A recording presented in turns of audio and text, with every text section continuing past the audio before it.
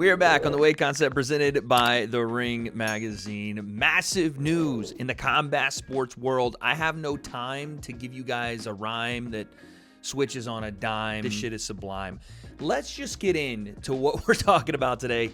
The UFC breaking news. Turki Al-Sheikh breaking news. It was going to already be a good summer of fighting, but now it just got even better. What do I mean? The breakdown. Let's go. All right, so let's just go in chronological order. Number one, Turki Al-Sheikh, as of earlier today, told Mike Coppinger he was going to make Canelo Crawford on Saturday, September 13th, not September 12th, like it was originally planned, which does make sense. Friday night fights for that magnitude of a fight when people are getting off work and everything else may not be the best option. But a Saturday night fight does make a ton of sense, and that their location is still pending. We all thought this was going to be Allegiant Stadium in Vegas, and I'm pretty sure that was even announced somewhere, but now location TBD. And this is the same night that UFC Noche goes down. So if I am correct in what I'm thinking here, Dana White, who is promoting obviously the UFC events, because that's what Dana White does, he's also now going to be promoting the Terrence Crawford Canelo Alvarez event. At least that's what was the picture taken on the top of the Empire State Building. Dana in between Canelo and Terrence Crawford. He's going to promote two combat sports running simultaneously against each other, maybe, on the same night. This is crazy. So that was the biggest news to start here. And also, the Terrence Crawford Canelo Alvarez fight is not going to be on Netflix. This is going to be on pay-per-view, which again is a change. This was supposed to be on Netflix from what I understood. Now it's not. Some changes coming here. Again, think of them what you will. I'm just here to tell you guys exactly what's going down. So that's the big thing to start. Changes coming for Terrence Crawford and Canelo Alvarez. But then Uncle Dana said, we're not finished yet. Because then he dropped an absolute nuke of an announcement. Well, multiple announcements. Later on today, he dropped what we all assumed was happening, but now it's official. Ilia Topuria taking on Charles Oliveira, but here's a twist. UFC 317 International Fight Week. It's not for an interim belt at lightweight. Ladies and gentlemen, it is now confirmed that Ilia Topuria and Charles Oliveira will be fighting for the UFC Lightweight Championship of the World, meaning Islam Makhachev has vacated his 155 belt to go up and take on Jack Della Maddalena. This is massive because a lot of people were assuming that this was going to be a double champ situation. What this tells me is the two-belt era is over in the UFC. That's what this tells me. This is no longer even a question in my mind because you look at Ilia Topuria, who moved up from 145. They wouldn't let him keep the belt and simultaneously challenge for the 155 belt. Now, Islam, who has at 155 cleaned out the top five, has every reason to, under the old rules of the two-belt system, you know, you can go and challenge for that second belt, get your picture made with both the gold on shoulders, neither of which I have. You guys know this, Mr. No Shoulder. That used to be the rule. Turns out that's not the case anymore. The UFC is going away from that, and I honestly don't mind it. It's been such a thing for fighters to reach for. And we talk about pound for pound, how it meant to be a simultaneous two-division belt holder. It never really meant as much to me, and still doesn't now, as it does to get fun matchups, right? The belts, yes, are important because there is one belt. When you have a guy holding up two different divisions trying to hold on to both belts, it makes things less important and we don't get the fights we want. The two-belt era was fun while it lasted, but now you're not going to get divisions held up. That's a cool part about this. The other cool part about this is we get a ton of announcements for the UFC 317 cards. Let's run through those. The co-main event is for the flyweight title. Pantoja versus Kai Kara France. Banger. Middleweight bout in the co-main, or just the undercard, as most people call it. Costa versus Kopylov. Yes, please. May I have another? Sure, a lightweight bout between Dariush and Moicano. We like that. A flyweight bout between Brandon Royval and Manel Cap. We like that. And Jack Hermanson taking on RoboCop. We like all of that. That is a big-time International Fight Week card. I think those matchups are going to create fireworks for the UFC.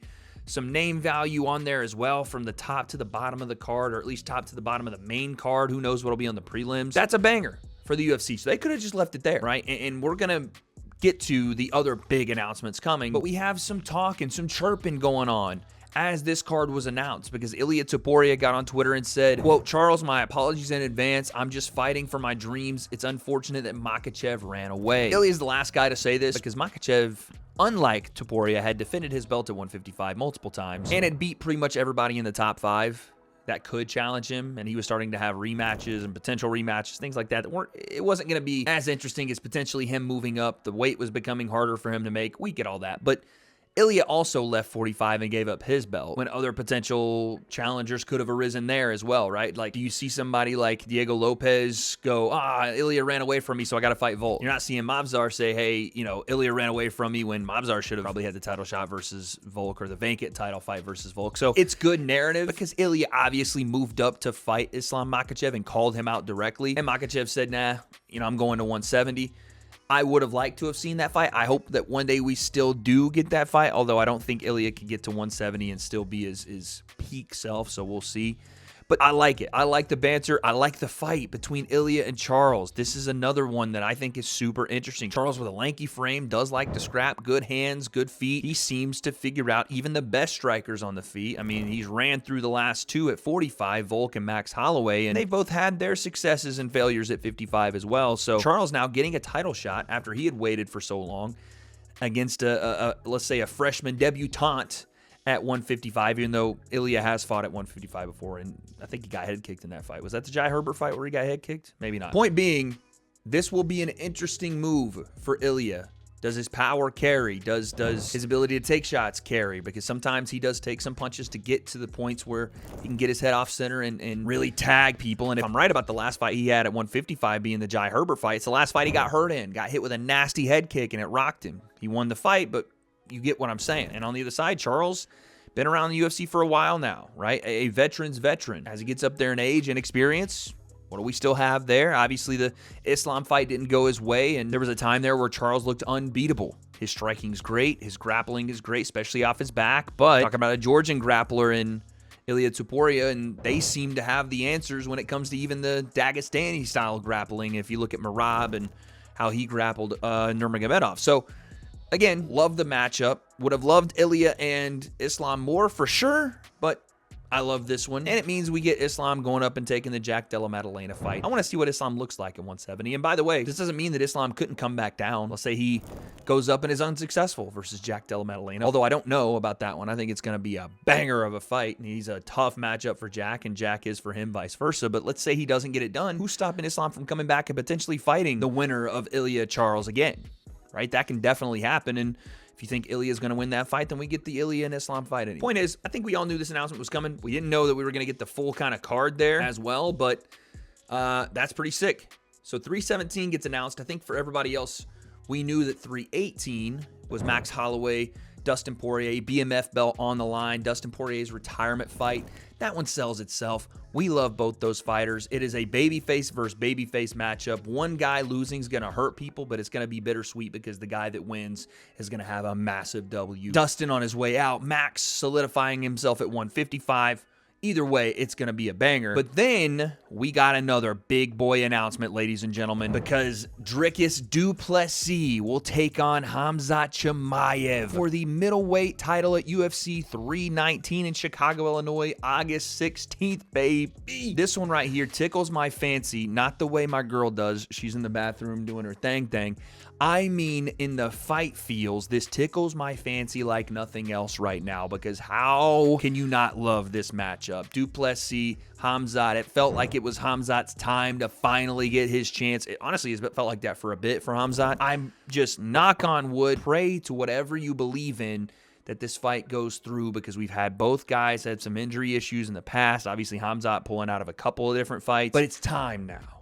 This is the fight to make. Khamzat, after the Robert Whittaker splitting of his whole jawline and face structure, Dricus continuing to find ways to employ the best base for MMA, which is just be a spaz and also be a high-level fighter on top of that. Both guys, it feels like in their prime right now. And a lot of people thinking that Khamzat Chimaev is the answer for Dricus's unorthodox grappling to striking to grappling. And we'll see, because Khamzat sometimes gets a little taste of being on the feet and getting in striking battles. The Gilbert Burns fight, and things don't necessarily go his way. If he sticks with the grappling, I think a lot of people are going to say the wolf is coming, right? But regardless, these are the type of fights that made you MMA fans. These are the type of matchups that kept you coming back.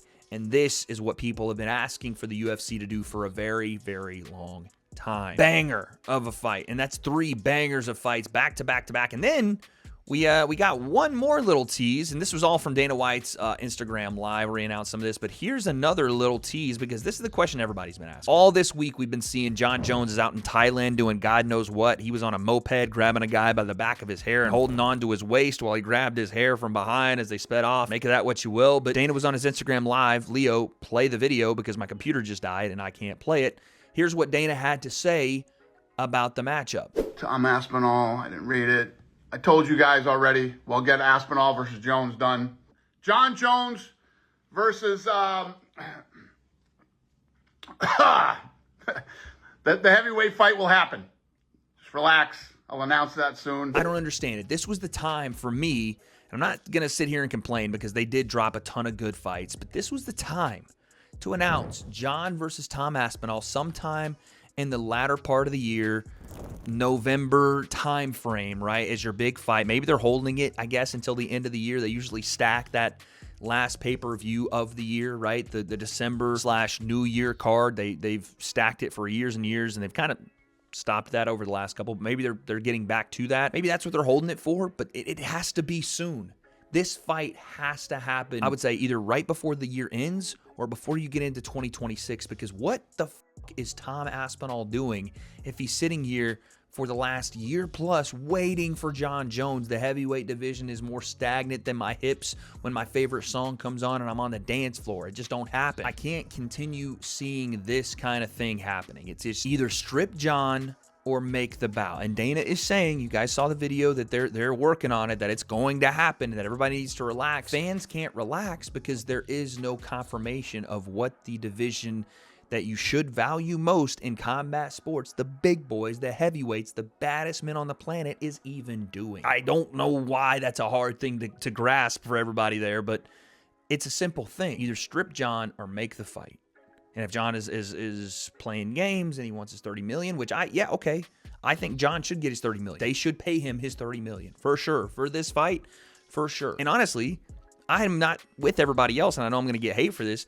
I don't think the fight is as one-sided as everybody else thinks. I think Jon has a massive chance to beat Tom Aspinall. I think there's definitely places where Jon has strengths. That it isn't just a one-way traffic. Jon just smokes him in a round. I think people are overlooking who Jon Jones is, even at his older age, as fighters tend to age a little later at heavyweight. My point in all this is, though, please make that fight. And I'm not trying to take the whole video away because, again, massive announcements. Ilia Topuria, Charles Oliveira for the actual 155 belt in the UFC. The best in the world at 155. I assume at some point, Jack Della Maddalena, Islam Makhachev. That's the reason he moved up, vacated the belt. No more 2-belt era, no more double champ. I'm okay with that. Less held up divisions, more fights we want to see. That's the way I look at it. Middleweight title on the line, August 16th. Dricus du Plessis, Khamzat Chimaev, the fight we want to see. All those things are good fights, and we get at least one fight that we've been begging for, du Plessis and Khamzat Chimaev. The UFC just needs to do one more thing to make it complete, to bring back the feel of what fans are bubbling over in this summer to fall stretch they're giving us. 320 or 321, I better see Jon Jones and Tom Aspinall. That would make it a perfect year for MMA. But as almost always in combat sports, none of us really have the answers as to what happens next. All these announcements are great. Knock on wood, they all happen. But there's one still missing, and I do think it needs to happen in the next 6 to 8 months, because if not, you might as well book Tom Aspinall with Ciryl Gane and get Jon out of here. Strip him of the belt, have him retire, whatever else he wants to do, but he can't continue holding up heavyweight because it's the most important division in MMA, and it's not getting its due. And Tom Aspinall in his prime is not getting his due, and that's a damn shame. And speaking of massive events, July 12th, The Ring Magazine is putting on a card again in New York. Edgar Berlanga, Hamza Shiraz. That's one main event. Here's the second one. Shakur Stevenson, William Zepeda. Banger-ring right there. Alberto Puello, Subriel Matias. Banger right there. All on the same card. Live from New York. And as you're seeing this video tomorrow, I am going to be holding a press conference, including those two main events. Talking to them, Eddie Hearn, Oscar De La Hoya, and getting their thoughts on their opponents. For Shakur, why Is he going to be able to stop William Zepeda, who brings the fight to everybody, who just beat Tevin Farmer twice to get that WBC interim championship? He's looking to take Shakur's off, and we know the stuff that people say about Shakur. We know that they say he's got hands like paper mache, that he doesn't want to engage, that he's on the back foot slick, and we just saw the Devin Haney Express roll through town, and many people didn't really feel great about that. So how's he going to be different in this fight? He says he's bringing it this time around, and I'm looking forward to it. I'm going to ask him. And in the other main event, you got Edgar Berlanga, fresh off the 12 rounds with Canelo and a knockout victory right after that. We know he's got stone in his hands and he's trying to represent his hometown of New York City and work his way back through the ranks of super middleweight, 168. And his opponent, Khamzat Shiraz, is making his debut at 168 after the draw with Carlos Adames over in Riyadh. It was a tough fight for him. A lot of things that I think he even says that he can do differently, and a guy that is known as a big-time puncher in his own right didn't really show that in his last fight. How is he going to be different against Edgar Berlanga? Both guys going to be talking their stuff. You know, Edgar's definitely going to. And I'm going to try to mediate all of it. Again, another massive event in the combat sports world brought to you by The Ring Magazine. And as much as people don't want to talk about it, I'm gonna. Jake Paul, Julio Cesar Chavez Jr., that press conference, I'll probably have a video on that out as well. It's just a hot time to be a combat sports fan right here, right now. If you guys don't believe me, stay tuned because we're gonna cover all of it. As far as what happens, who wins what fights, how it shakes out, who are the belt holders in the UFC after this stretch, who's going to make their way up to super middleweight and potentially challenge the Canelo and Terrence Crawford winner, I don't have those answers. What I do know is you better buckle up because combat sports is about to get white hot if it wasn't already, and you don't want to miss it. Who takes advantage of it, who stakes their claim and makes their name in both the UFC, boxing, and everything in between, I don't have those answers, but guess we'll find out.